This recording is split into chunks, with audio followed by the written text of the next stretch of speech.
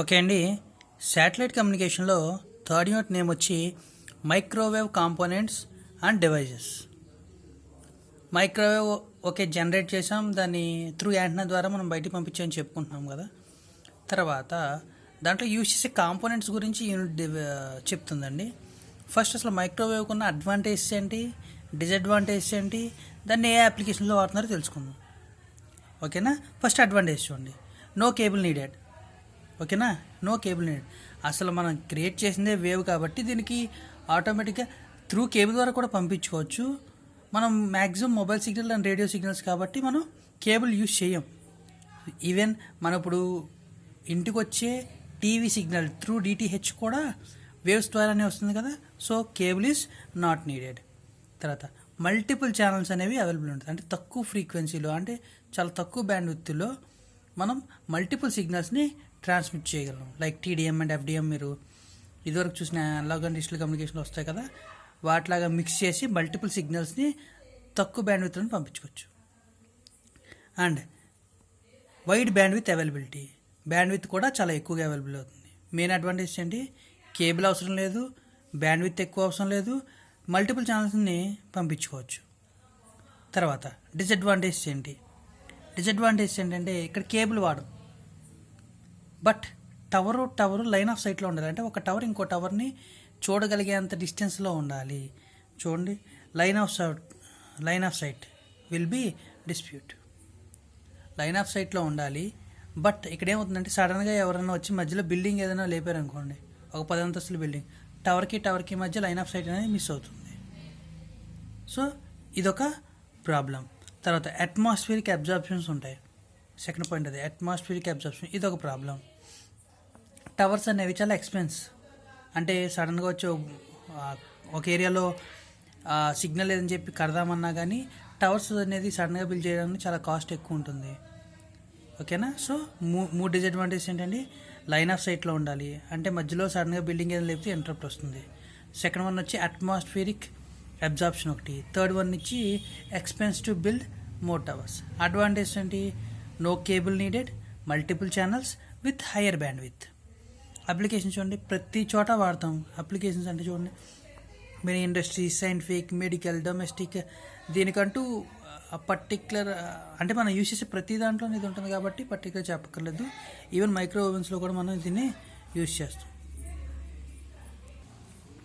ఇవి కూడా అప్లికేషన్సే.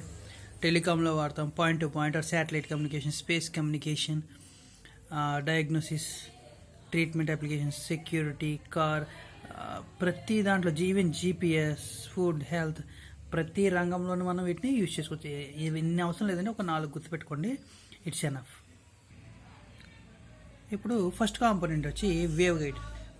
అసలు వేవ్ గైడ్ అంటే ఏంటి, ఒక హ్యాలో మెటాలిక్ ట్యూబ్ ఏదైతే ఉందో, అంటే ఒక వేవ్ని క్యారీ చేసుకెళ్తుంది. మనకి స్పేస్లో వెళ్తుందని చెప్పాం, దీన్ని మనం ట్యూబ్లో కూడా క్యారీ చేయొచ్చు, ఆర్ వైర్స్లో కూడా క్యారీ చేయొచ్చు. ఫర్ ఎగ్జాంపుల్ ఆప్టికల్ ఫైబర్ ఉంది, అదేం చేస్తుంది, ఎలక్ట్రిక్ సిగ్నల్ని లైట్ కింద కన్వర్ట్ చేసి పాస్ చేస్తుంది by using total internal reflection.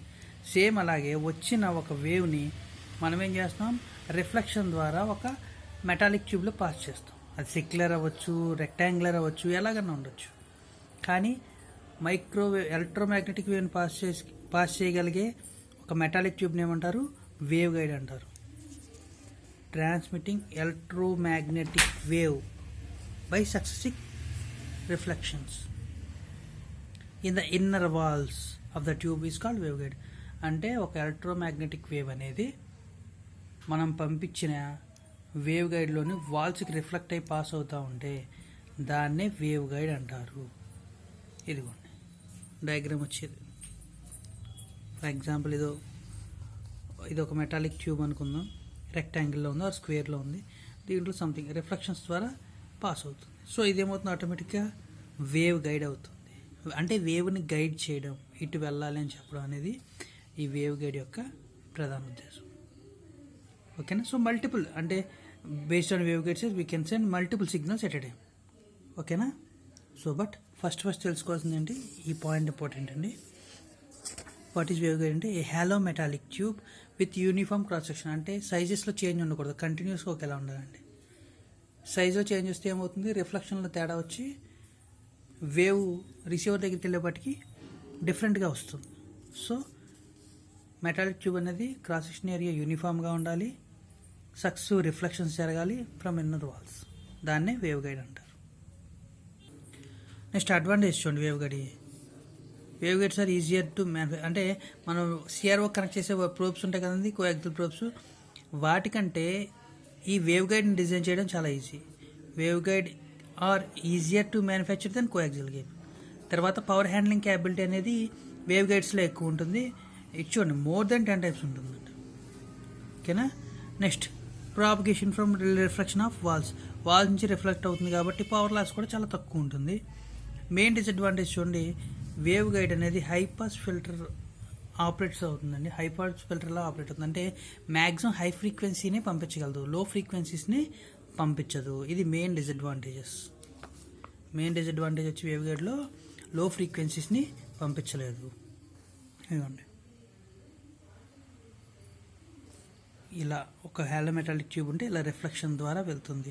ఏదైతే ఎలక్ట్రోమాగ్నెటిక్ వేవ్ని రిఫ్లెక్షన్ ద్వారా పంపగలుగుతుందో from their internal walls with uniform cross section area, it is called as wave guide. Okay అండి. ఇప్పుడు ప్రాపగేషన్ అనేది వేవ్ గైడ్లో ఇలా జరుగుతుంది. ఇన్ కేస్ అది ఫ్రీ స్పేస్లో జరిగితే an electromagnetic plane wave in free space is called transverse electromagnetic wave. అంటే free స్పేస్లో ట్రావెల్ అవుతున్నప్పుడు ఈఎం వేవ్ని ఏమంటారు, ట్రాన్స్వర్స్ ఎలక్ట్రోమాగ్నెటిక్ వేవ్ అంటారు, TEM. ఓకే, అంటే దీని మీనింగ్ ఏంటి, ఫ్రీ స్పేస్లో ఎలక్ట్రోమాగ్నెటిక్ వేవ్ ట్రావెల్ అయితే దాన్ని ఏమంటారు, ట్రాన్స్వర్స్ ఎలక్ట్రోమాగ్నెటిక్ వేవ్ అంటారు. ఇన్ కేస్ మనం వేవ్ గైడ్లో ట్రాన్స్మిట్ చేస్తే మనకు వచ్చే కాన్సిక్వెన్సెస్ ఏంటి, మేజర్ 2 కాన్సిక్వెన్సెస్ ఏంటి చూద్దాం. ఫస్ట్ వన్ వచ్చి ఫ్రీ స్పేస్తో కంపేర్ చేస్తే వేవ్ గైడ్లో వెళ్తున్నప్పుడు ఏమవుతుంది, స్పీడ్ అనేది తగ్గిపోతుంది. అంతే కదా, ఫ్రీగా ఎయిర్లో వెళ్ళేదాన్ని బంధించి మనం వేవ్ గైడ్ ద్వారా మనం పాస్ చేస్తున్నాం. దానివల్ల ఏమవుతుంది, స్పీడ్ అనేది తగ్గిపోతుంది. దాన్నే వెలాసిటీ అన్నాడు. Velocities of propagation in wave guide is less compared with free space. ఓకేనా. తర్వాత నేనేం చెప్పాను, ఎలక్ట్రోమాగ్నెటిక్ వేవ్ ఫ్రీ స్పేస్లో ట్రావెల్ అయితే ట్రాన్స్ఫరస్ ఎలక్ట్రోమాగ్నెటిక్ అంటే TEM అన్న. ఇక్కడ ఏమవుతుంది, the wave cannot be TEM, ఎందుకంటే ఫ్రీ స్పేస్లో వెళ్ళట్లేదు, క్లోజ్డ్ బాక్స్లో వెళ్తుంది. లిటరల్గా చెప్పండి ఒక ట్యూబ్లో వెళ్తుంది అనుకుందాం, అదేమవుతుంది వేవ్ గైడ్. ఫ్రీ స్పేస్లో వెళ్తేనే TEM అని చెప్పాం కదా మనం, ట్రాన్స్ఫరస్ ఎలక్ట్రోమాగ్నెటిక్ వేవ్. సో అందుకని చెప్పి it is no longer should be TEM wave. ఓకేనా. ట్రాన్స్ఫరస్ మీన్స్ పర్పెండిక్యులర్, అంటే ఇది పర్పెండిక్యులర్ ఎలక్ట్రోమాగ్నెటిక్ వేవ్ అవ్వదు ఎప్పుడు మనం వేవ్ గైడ్ ద్వారా పాస్ చేసినప్పుడు. ఒకటి స్పీడ్ తగ్గుతుంది, 2 TEM వేవ్ అనేది అవ్వదు. ఓకేనా. ఈ 2 మేజర్ పాయింట్స్. వేవ్ గైడ్లో కూడా చాలా షేప్లు ఉంటాయండి. మేజర్గా మనం కన్సిడర్ చేసేది వచ్చి రెక్టాంగులర్, సర్క్యులర్. ఎందుకు వీటిని అంటే వీటికి వచ్చి హై పవర్ క్యాపబిలిటీ ఉంటుంది, అటెన్యూషన్ అంటే లాసెస్ తక్కువ ఉంటాయి, షేప్ అనేది సింపుల్గా ఉంటుంది, మ్యానుఫ్యాక్చరింగ్ కూడా ఈజీగా ఉంటుంది. So high power handling, less attenuation, simple to design and easy to manufacture. చాలా ఉంటాయి, చాలా రకరకాలుగా డిజైన్ చేసుకోవచ్చు, but difficult to analyse. Different షేప్లో తయారు చేసుకున్న వాటిని అనలైజ్ చేయడం కొంచెం కష్టం అండి, అందుకని వాటిని చాలా రేర్గా వాడతారు. ఓకేనా. So any shape of cross section wave guides are can support electromagnetic. ఏ షేప్లో ఉన్నా కానీ ఎలక్ట్రోమాగ్నెటిక్ వేవ్ అనేది వేవ్ గైడ్లో ట్రావెల్ అవుతుంది. కానీ మనం యూజ్ చేసే మేజర్గా ఏంటి, rectangular wave guide and circular wave guide. Next వచ్చి మోడ్ ఆఫ్ ఆపరేషన్ అండి. ఇది ఒకటి ఇంపార్టెంట్. మనకి నార్మల్గా 2 మోడ్స్ ఉంటాయి, TE మోడు, TM మోడు. ఓకేనా. ఇదివరకు అయితే ఏమైంది, TEM ఉండేది, అంటే ట్రాన్స్ఫరస్ ఎలక్ట్రోమాగ్నెటిక్ వేవ్ అనేవాళ్ళు. ఇప్పుడు TE మోడు, TM మోడ్ అన్నాం. ఎందుకు, వేవ్ గైడ్కి వచ్చేపాటికి TEM అనేది ఉండదు, ట్రాన్స్ఫరస్ ఎలక్ట్రోమాగ్నెటిక్ వేవ్ అవ్వదు. ఓన్లీ అయితే ఎలక్ట్రిక్ వేవ్ కానీ ఆర్ మ్యాగ్నెటిక్ వేవ్ కానీ అవుతుంది. ఎందుకు, వేవ్ గైడ్లో వాడడం వల్ల. Mode of operations in wave guide. ఈ పాయింట్ ఆల్రెడీ లాస్ట్ క్లాస్ అని చెప్పుకున్నాం, సారీ ఈ వీడియోలో చెప్పుకున్నాం. ఓకేనా. అక్కడంటే వేవ్ అంటే మేజర్ కాన్సిక్వెన్సెస్లో వచ్చింది ఈ point. Wave can no long be TEM, అంటే ట్రాన్స్వర్స్ ఎలక్ట్రోమాగ్నెటిక్ వేవ్ అవ్వదు. ఎప్పుడు వేవ్ గైడ్లో ట్రావెల్ అవుతున్నప్పుడు.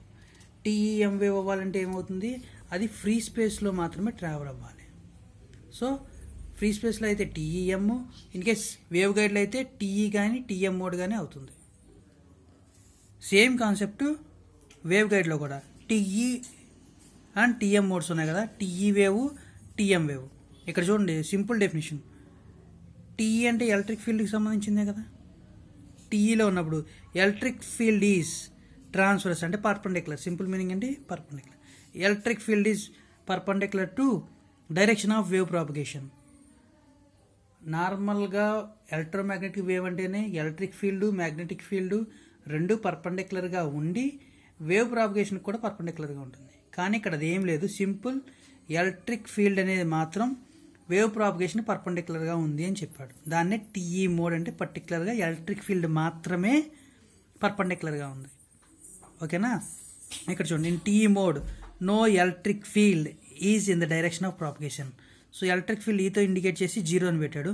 మ్యాగ్నెటిక్ ఫీల్డ్ అనేది పర్పెండిక్యులర్గా ఉండొచ్చు, సో దాన్ని 0 చేశాడు. ఇక్కడ చూడండి టీఎం మోడ్లో సేమ్ దానికి రివర్స్లో మ్యాగ్నెటిక్ ఫీల్డ్ ఎప్పుడు మనం రౌండ్లో చూపిస్తాం కదా. So magnetic field is always perpendicular to the direction of propagation. It is called transverse magnetic mode. రెండింటికి డిఫరెన్స్ ఏంటంటే టీఈ అంటే ఎలక్ట్రిక్ ఫీల్డ్ పర్పెండిక్యులర్గా ఉంటుంది వేవ్ ప్రాపగేషన్కి, టీఎం అయితే మ్యాగ్నెటిక్ ఫీల్డ్ పర్పెండిక్యులర్గా ఉంటుంది వేవ్ ప్రాపగేషన్కి. దాన్ని ట్రాన్స్వర్స్ ఎలక్ట్రిక్ ఫీల్డ్ అంటారు, magnetic field perpendicular magnetic field అంటారు. Magnetic field హెచ్తో represent చేస్తాం, ఎలక్ట్రిక్ ఫీల్డ్ని ఈతో రిప్రజెంట్ చేస్తాం.